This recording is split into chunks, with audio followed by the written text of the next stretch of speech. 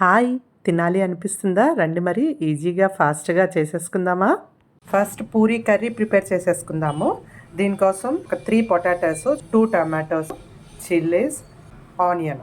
కుక్కర్లో కొంచెం ఆయిల్ వేసుకొని ఆవాలు, జీలకర్ర, పచ్చిమిర్చి, ఆనియన్స్, కొంచెం కరివేపాకు, ఇందులోనే కట్ చేసుకున్న టమాటోస్ 1 మినిట్ మగ్గిన తర్వాత కట్ చేసుకున్న పొటాటో పీసెస్, కొంచెం పసుపు, సరిపడా కారం, సరిపడా సాల్ట్.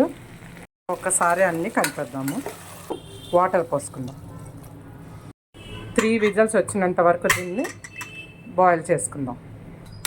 మనం మళ్ళీ స్టవ్ ఇప్పుడు ఆన్ చేసుకుందాం అండి.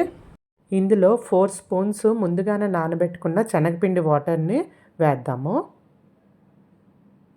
శనగపిండి వేసిన తర్వాత అది ఏమైనా కొంచెం థిక్గా అనిపిస్తే కొంచెం వాటర్ వేసి కలుపుకోండి. ఆనియన్స్ గుర్తుంచుకోండి, పొడవుగా ఈనుల్లాగే కొయ్యాలి, చిన్న చిన్న ముక్కలు కాదు. ఇవన్నీ ఇందులో వేసేద్దాం. ఇలా ఆనియన్స్ వేసిన తర్వాత ఒక 5 మినిట్స్ దీన్ని ఇలా ఉంచేద్దాము స్టవ్ మీద.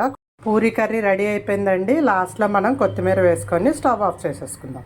పూరీ పిండి కలుపుకుందాము. గోధుమ పిండిలో 2 స్పూన్స్ ఉప్మా నూక, పిండికి సరిపడా సాల్ట్ వేసుకొని లైట్గా వేడి చేసిన వామ్ వాటర్ని ఇందులో వేసి కలుపుతాను. ఇదంతా మనం మామూలు వాటర్ వేసి కలిపేసుకోవచ్చు ముద్దలాగా. 10 మినిట్స్ ఇలాగే ఉంచేసుకుందాము మూత పెట్టి. కలుపుకున్న పూరీ పిండి కూడా చక్కగా నానింది. దీన్ని ఒకసారి మళ్ళీ కలుపుదాము.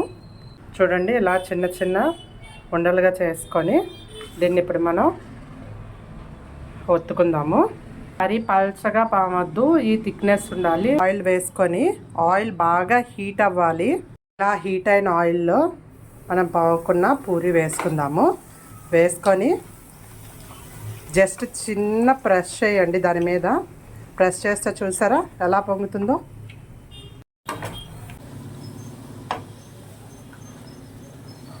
ఇలా పూరీలన్నీ ఫ్రై చేసేసుకుంటే మన Puri with aloo curry ready అయిపోయింది. చూడండి ఎంత చక్కగా ఉందో.